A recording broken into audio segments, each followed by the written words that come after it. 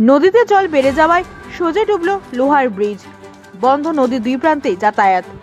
দুদিন ধরে টানা বৃষ্টিপাতের পর দ্বারকা নদীর উপর সোজ গ্রামের কাছে ডুবে গেল লোহার ব্রিজ।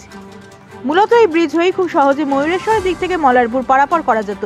গত শনি ও রবিবার দুদিনের টানা বৃষ্টিপাতের পর রবিবার ডুবে যায় এই লোহার ব্রিজ, আর সোমবার দিনও সেই লোহার ব্রিজ ডুবে থাকার কারণে যাতায়াতের সমস্যা হয়েছে নদীর দুই প্রান্তে মানুষজনের।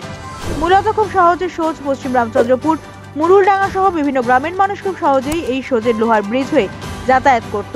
তবে দ্বারকা নদীতে জল বেড়ে যাওয়ার কারণে সোমবার দিনও ডুবে থাকলো লোহার ব্রিজ। সোমবার সকাল 9টা নাগাদ ধরা পড়ল লোহার ব্রিজ ডুবে থাকার সেই চিত্র। ঠিক একইভাবে দুদিনের টানা বৃষ্টিপাতের জেরে মল্লারপুর থানার অন্তর্গত হাজিপুরে নিকাশি নালার অভাবে গ্রামের মধ্যে জমছে জল। বিভিন্ন বাড়িতে ঢুকে যাচ্ছে বৃষ্টি জমে থাকা সেই জল। সমস্যায় পড়েছে গ্রামের বিভিন্ন মানুষ।